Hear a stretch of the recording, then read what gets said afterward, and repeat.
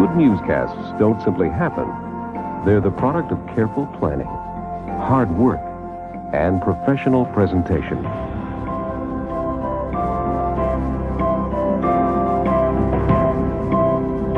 CFTO TV invests the time and energy it takes to bring you news that works. CFTO TV's World Beat News.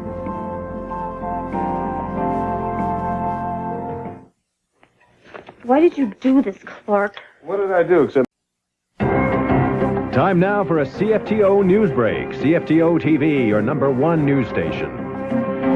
Good afternoon. U.S. Vice President Dan Quayle's criticism of the popular television show Murphy Brown has put the White House in a difficult position. Tim?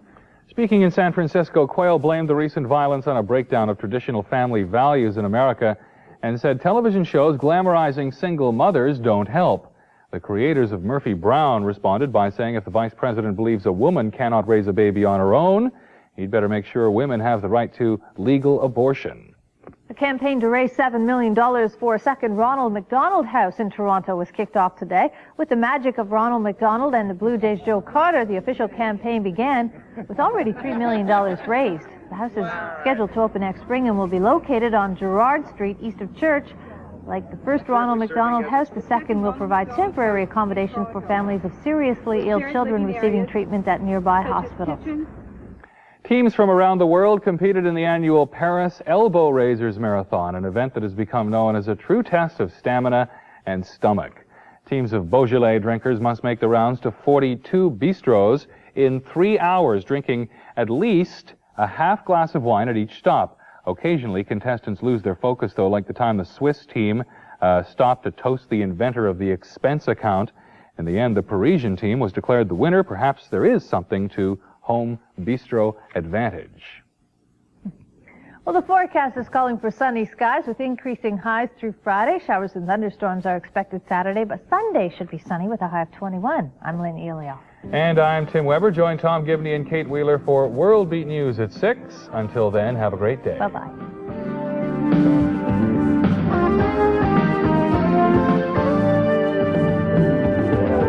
CFTO TV, Channel 9 in Toronto.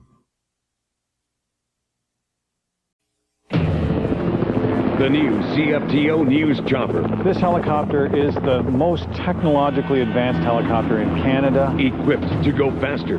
Up there amongst the best in North America. Travel farther. We can provide live pictures of breaking news stories as far away as 100 kilometers from Toronto. And edit on the fly. Breaking news now, and CFTO is there. Closing the distance between you and today's headlines.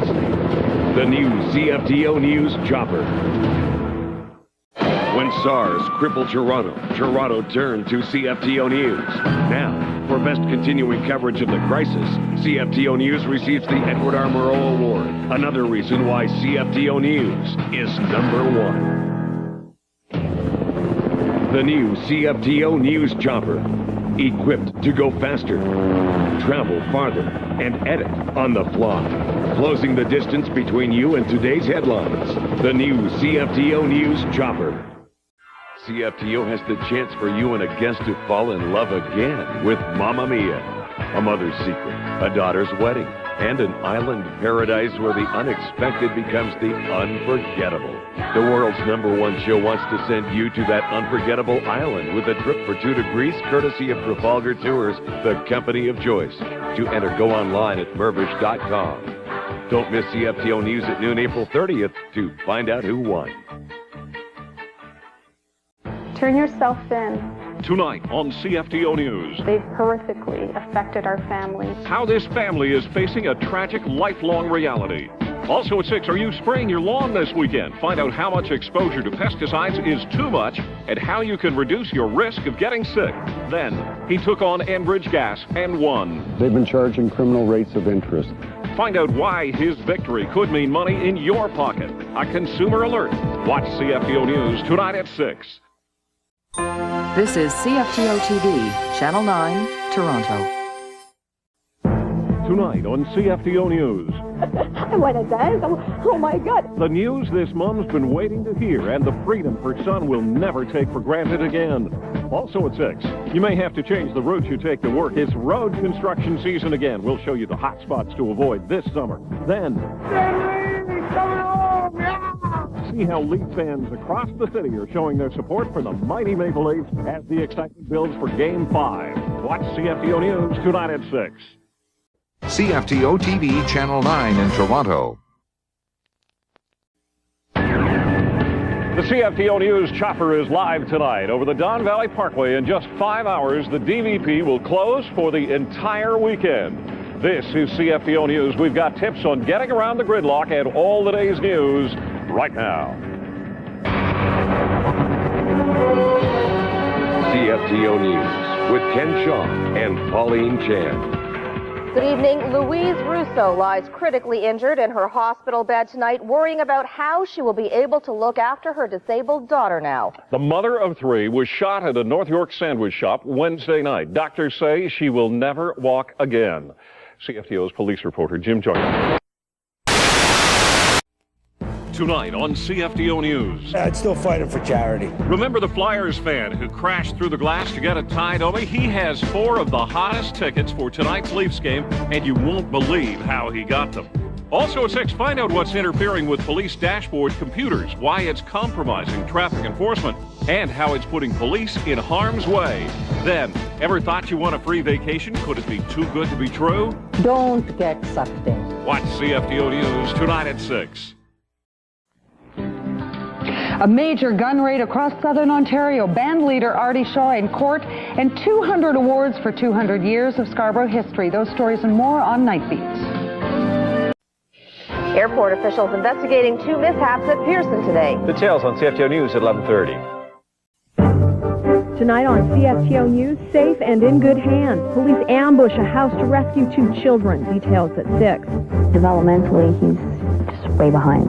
On CFTO, a mother donates part of her organ to save her dying son. Tonight on Lifetime. At 6, panic builds over the disappearance of numerous pets. Plus, going hog wild over perfume. See what Miss Piggy is up to. What's your #1 news on CFTO at 6? It's time now for a CFTO News Brief. CFTO, your #1 news station. Good afternoon. Remembering those who made the ultimate sacrifice.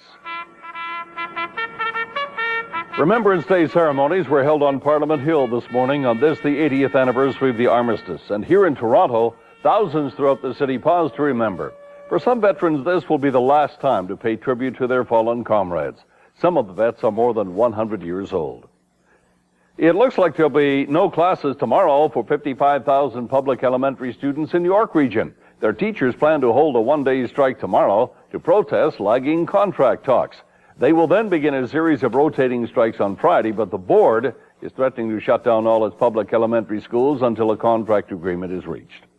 I'm Tom Gebney, and I'll be back in just about 1 hour with all of today's news. Good afternoon.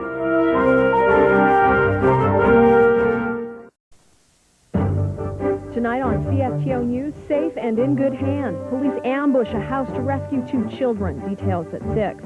Developmentally, he's just way behind.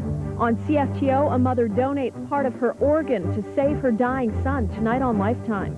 At 6, panic builds over the disappearance of numerous pets.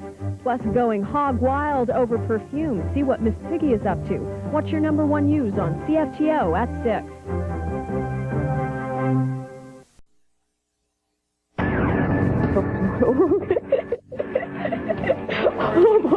This anxious mother just received the good news she's been praying for. This is CFTO News. That story and all the day's news right now.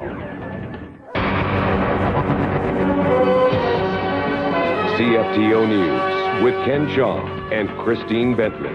Good evening. Keeping an eye on other drivers on Canada's busiest highway is one thing. Dodging flying wheels on the 401 is another. Look at this. A wheel slammed into the windshield of a van this afternoon. Fortunately, the couple inside managed to maintain control of their vehicle without getting hurt.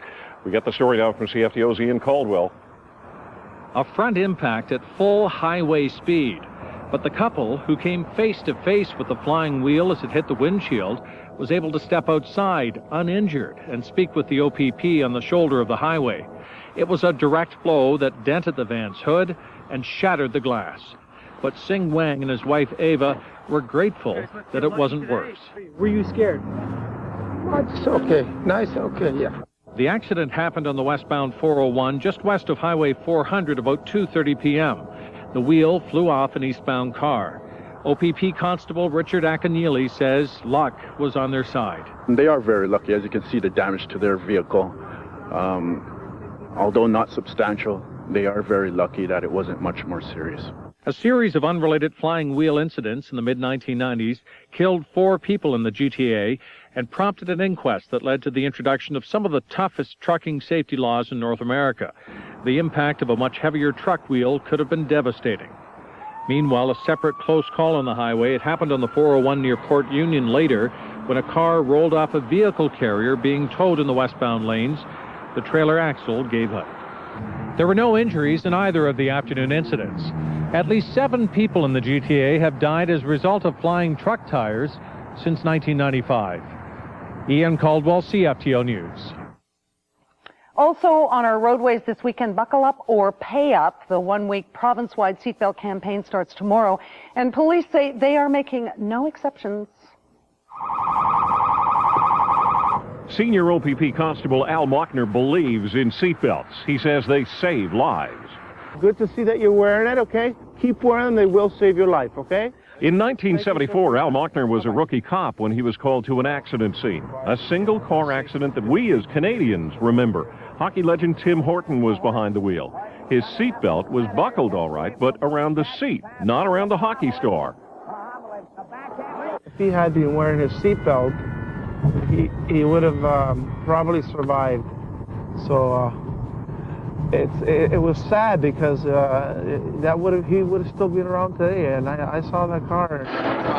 Today, officials showed how easy it is to be thrown out of a rolling car if you are not wearing a seatbelt. In this case, the dummy in the front seat is thrown. The dummy child in the back seat is not. 40 kilometers an hour, child's ejected, would have been crushed. And if you didn't already know, the fine for not wearing your seatbelt is $110 and 2 demerit points. Also tonight, CFTO News has surveillance video of a very violent robbery at a Scarborough ATM. The victim was a 60-year-old woman who refused to give up her money. The man responsible is still at large, but he was recorded on tape. Austin Delaney has more. Caught on video obtained by CFTO News. This man walked into the CIBC Bank at Victoria Park in Shepherd around 9:20 last night. Armed with a knife as long as 8 inches, he grabbed a woman who was taking money out of an ATM. The bandit attacks the woman from behind, holding the blade to her stomach. There was a struggle, and the man threw the victim to the ground, threatening her with the knife. How dangerous a guy like this out there is? He looks pretty desperate. To be attacking an elderly lady like that with a knife, there's no need for that, and it sounds like he is very dangerous. We do want to get him off the street as quickly as possible. It is a busy ATM at Vic Park in Shepherd, and customers say they are careful at night. I don't come around here at the back once it's dark. I use the teller during the day or, on the weekends, but not after dark. I don't think I want to go in there if I was alone. Be asking for trouble. The suspect is in his mid-20s, about 5'6", 140 to 150 pounds. He has short brown hair and brown eyes, wearing a red shirt, a black leather jacket, and a black leather hat. He had an Eastern European accent. Police say the robber had been hanging around the bank entrance before pouncing on his prey, but she wasn't about to give up her cash and struggled, telling him to get lost. He fled on foot. The 60-year-old woman received only minor injuries. I'm Austin Delaney. Ken? Thank you, Austin. A Canadian aid worker held hostage by Iraqi militants has been freed. When he was released, Fadi Fadel called his mother in Quebec to apologize to her for causing her grief. Stephanie Giroux has the story. Thanks, Saint Hassamir, for saving me today. he was my savior today. A local cleric was instrumental in negotiating the release of Fadel. The Syrian-born Canadian was abducted from the residence of an international aid agency in Najaf on April 7th. Thank you very much for everything you did. Back home in Laval, Fadel's anxious family couldn't contain their excitement. His mother hasn't slept in days. He was nervous, he was crying. He was happy. He said, Mom, I'm out, I'm free. The family put its faith in Canada's foreign ministry to secure Fidel's release. They feared he would be killed last week when Arab News mistakenly reported Fidel may be Israeli-born. Fidel's parents credit Foreign Affairs Minister Bill Graham for clarifying the situation. Je vous remercie beaucoup, Monsieur Graham, parce que vous avez fait tout vos possible. In Ottawa, Graham confirmed his department had to negotiate through the local cleric and through Arab media. We were not able to deal directly with his captives, so we reached out in non-traditional ways. And the status of Toronto captain Matt Sundin still is uncertain tonight as the Leafs open their series with Philadelphia. Meanwhile, the Senators fired their coach Jacques Martin today after losing their series to the Leafs. All the details tonight at 6. We'll see you then.